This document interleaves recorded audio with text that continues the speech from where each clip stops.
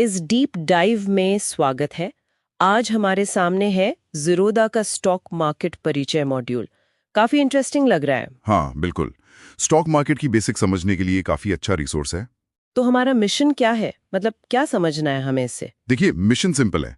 निवेश क्यों जरूरी है, पैसा कहाँ लगा सकते हैं, और ये स्टॉक मार्केट आखिर काम कैसे करता है, इसे समझना। वो भी आसान भाषा में, है ना? बिल्कुल, कोशिश वही रहेगी, एकदम सरल शब्दों में। ठीक है, तो चलिए शुरू करते हैं। एक उदाहरण लेते हैं। मान लीजिए कोई हर महीने 20,000 रुपए बचाता है। अगर वो इसे 20 साल तक बस कैश रखता जाए घर में, तो कितने बनेंगे? करीब 1.7 करोड़। हाँ, गणित तो यही कहता है। 48 लाख रुपए जमा होंगे, लेकिन ज़ीरोधा का मॉड्यूल शायद समय के साथ थोड़ी बढ़ोतरी दिखा रहा है। ठीक है, मान लेते हैं 1.7 करोड़। लेकिन अगर इसी पैसे को कहीं इन्वेस्ट किया जाए, मान लें 12% सालाना रिटर्न मिल रहा है। हाँ, यहीं पर सारा खेल बदल जाता है। निवेश से वही रकम बढ़कर 4 करोड़ 26 लाख रुपए तक पहुंच सकती है। ये एक बड़ा फर्क है। बाप रे, 1.7 करोड़ और 4.26 करोड़। जी, और ये सिर्फ पैसे से पैसा बनाना नहीं है। असल मुद्दा है इन्फ्लेशन, यानी महंगाई को मात देना। हाँ, महंगाई तो बढ़ती ही जाती है। बिल्कुल, और अपने भविष्य के जो फाइनेंशियल सपने हैं उन्हें पूरा करना। अगर आप निवेश नहीं कर रहे तो समय के साथ आपके पैसे की जो कीमत है वो असल में कम हो रही है। सही कहा। तो पहला बड़ा कारण निवेश का यही हो गया, महंगाई से लड़ाई। बिल्कुल। और दूसरी वजह आपने कहा वेल्थ क्रिएशन। हाँ, दूसरा अहम कारण है धन बनाना, वेल्थ क्रिएशन।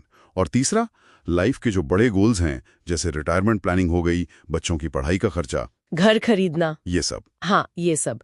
और सबसे मजेदार चीज है कंपाउंडिंग। कंपाउंडिंग मतलब ब्याज पर ब्याज। एग्जैक्टली। आपका पैसा सिर्फ बढ़ता नहीं, बल्कि उस बढ़ी हुई रकम पर भी और कमाई होती है। वो जो 1.7 और 4.26 करोड़ रुपए का फर्क देखा ना हमने, वो काफी हद तक कंपाउंडिंग का ही कमाल है। छोटी शुरुआत भी लंबे समय में बहुत बड़ा अंतर ला सकती है। समझ गई। तो ये तो साफ है कि भाई निवेश करना तो जरूरी है, पर सवाल ये है पैसा लगाएं कहाँ? ये अहम सवाल है। मॉड्यूल में कुछ ऑप्शंस बताए गए हैं, जैसे एक है फिक्स्ड इनकम। हाँ, फिक्स्ड इनकम यानी बैंक एफडीज या बॉन्ड्स वगैरह। इसमें रिस्क कम होता है और रिटर्न भी लगभग तैसा रहता है, शायद 8 से 11% के आसपास। हाँ, मोटे तौर पर ये उनके लिए अच्छा है जो ज्यादा रिस्क नहीं लेना चाहते, सेफ एंड साउंड। लेकिन शायद आज की महंगाई दर को देखते हुए ये काफी ना हो। ये बिल्कुल सोचने वाली बात है। क्या ये रिटर्न रियल में आपके पैसे की वैल्यू बढ़ा रहा है इन्फ्लेशन एडजस्ट करने के बाद? शायद नहीं। अच्छा, तो दूसरा ऑप्शन क्या है? इक्विटी। इक्विटी यानी कंपनियों के शेयर्स खरीदना, जो स्टॉक एक्सचेंज जैसे बीएसई या एनएसई पर लिस्टेड हैं। पर इक्विटी में तो रिटर्न की कोई गारंटी नहीं होती, सही कहा ना? बिल्कुल नहीं, कोई गारंटी नहीं, रिस्क रहता है। लेकिन हाँ, अगर आप लंबा नजरिए से देखें तो ऐतिहासिक रूप से यहां ज्यादा रिटर्न मिलने की संभावना रही है। करीब 14-15% CAGR। CAGR मतलब? कंपाउंडेड एनुअल ग्रोथ रेट, मतलब औसतन सालाना कितनी बढ़ोतरी हुई, कंपाउंडिंग को ध्यान में रखते हुए। ठीक है, और क्या है? रियल एस्टेट भी था शायद। हाँ, रियल एस्टेट, जमीन, मकान, दुकान, इसमें पैसा काफी बड़ा लगता है, लिक्विडिटी कम होती है, मतलब बेचना खरीदना उतना आसान नहीं होता। और सोना चांदी मतलब बुलियन? जी, सोना चांदी यानी बुलियन, इसे अक्सर एक सेफ हेवन माना जाता है, मुश्किल वक्त का साथी। इसका हिस्टोरिकल रिटर्न करीब 8% CAGR के आसपास रहा है। तो मतलब कई सारे रास्ते हैं, fixed income, equity, real estate, सोना। हाँ, और यहाँ सबसे जरूरी बात समझने की ये है कि रिस्क और रिटर्न साथ साथ चलते हैं। मतलब जहां ज्यादा रिटर्न की उम्मीद, वहां रिस्क भी ज्यादा, इक्विटी की तरह। बिल्कुल, इसलिए कहते हैं कि अपना सारा पैसा एक ही जगह मत लगाओ, उसे बांट दो अलग अलग एसेट क्लास में। इसी को एसेट एलोकेशन कहते हैं। अच्छा, ये एसेट एलोकेशन किस बेसिस पे करना चाहिए? ये हर इन्वेस्टर की अपनी रिस्क लेने की क्षमता और उसके फाइनेंशियल गोल्स पर डिपेंड करता है। कोई कम रिस्क लेना चाहता है, कोई ज्यादा ले सकता है। ये तो अपनी अपनी जरूरत के हिसाब से तय करना होगा। अच्छा, ये तो हुई कि कहाँ निवेश करें, पर ये स्टॉक मार्केट जिसका हम जिक्र कर रहे हैं बार बार, ये है क्या आखिर? कोई दुकान है?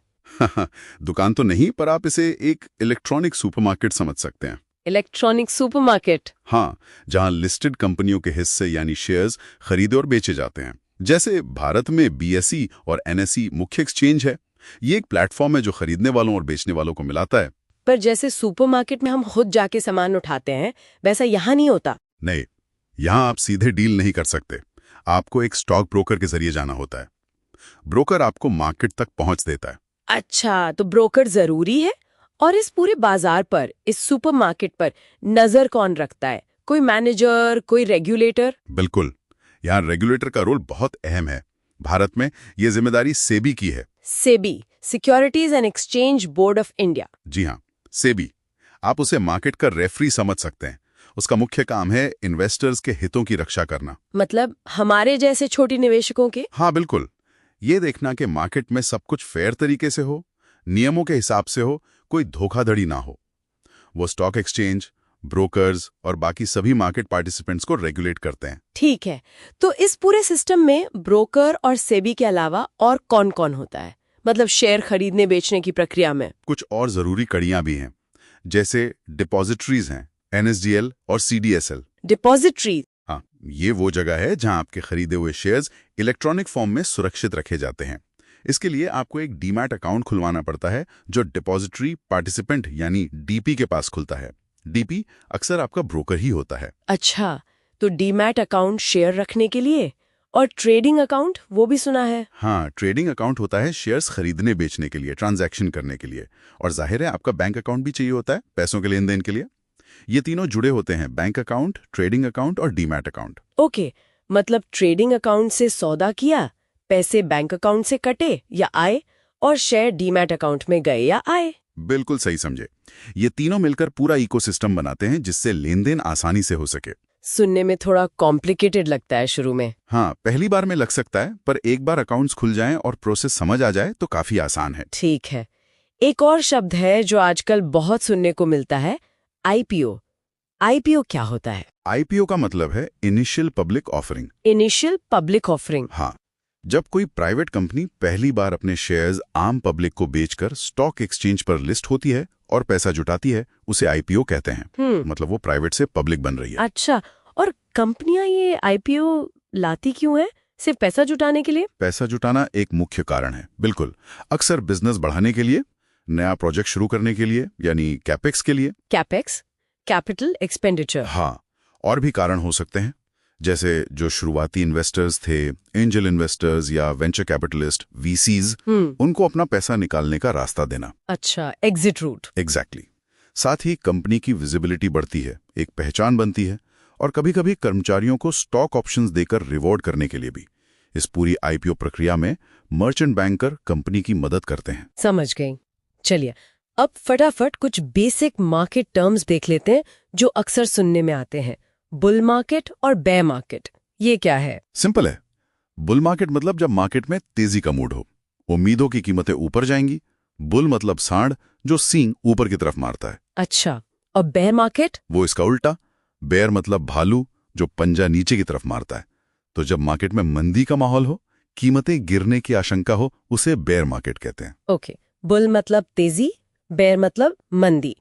और ये लॉन्ग पोजीशन और शॉर्ट पोजीशन? लॉन्ग जाना या लॉन्ग पोजीशन लेना मतलब आप शेयर खरीद रहे हैं इस उम्मीद में कि दाम बढ़ेंगे। हाँ, आप तेजी का सौदा कर रहे हैं। शॉर्ट पोजीशन या शॉर्ट सेलिंग थोड़ी ट्रिकी है। इसमें आप वो शेयर बेचते हैं जो आपके पास है ही नहीं। है? बिना खरीदे बेचना, ये कैसे मुमकिन है? हाँ, ये कॉन्सेप्ट थोड़ा अलग है। आप ब्रोकर से शेयर उधार लेकर बेचते हैं इस उम्मीद में कि दाम गिरेंगे। जब दाम गिर जाते हैं तो आप सस्ते में खरीद कर ब्रोकर को वापस कर देते हैं और बीच का मुनाफा आपका। ये मंदी का सौदा है। अरे वाह, ये तो दिलचस्प है। मॉड्यूल में शायद फोन बेचने का उदाहरण था। हाँ, वो काफी अच्छा उदाहरण है इसे समझने के लिए। और आखिरी शब्द स्क्वायर ऑफ? स्क्वायर ऑफ मतलब अपनी पोजीशन को क्लोज करना, खत्म करना। अगर आपने लॉन्ग किया था यानी शेयर्स खरीदे थे तो उन्हें बेच देना, और अगर शॉर्ट किया था यानी बेचे थे तो उन्हें वापस खरीद लेना, अपना हिसाब बराबर करना। समझ गए। लॉन्ग का स्क्वायर ऑफ मतलब बेचना, शॉर्ट का स्क्वायर ऑफ मतलब खरीदना। बिल्कुल। वाह, तो ये थी ज़ीरोधा मॉड्यूल के बेस पर स्टॉक मार्केट की दुनिया में हमारी एक क्विक डीप डाइव। क्यों निवेश करें, कहाँ करें, मार्केट क्या है, रेगुलेटर कौन है, IPO क्या है, काफी कुछ कवर हुआ। हाँ, बेसिक्स तो कवर हो गए, पर यहाँ एक जरूरी सवाल उठता है। क्या? ये सब जानने के बाद एक इन्वेस्टर ये कैसे तय करे कि उसे किस खास कंपनी में पैसा लगाना चाहिए, कौन सा स्टॉक अच्छा है, कौन सा नहीं? हाँ, ये तो सबसे बड़ा सवाल है। लाखों कंपनियां हैं, कैसे चुने? बिल्कुल। कंपनी की सेहत कैसे परखें, उसकी वैल्यूएशन कैसे समझें, ये अपने आप में एक बड़ा विषय है। शायद इस पर हम अगली बार और गहराई से बात कर सकते हैं। जरूर, ये जानना तो बहुत जरूरी होगा। तो अगली बार कंपनी एनालिसिस पर बात करेंगे। हाँ, कोशिश कर सकते हैं।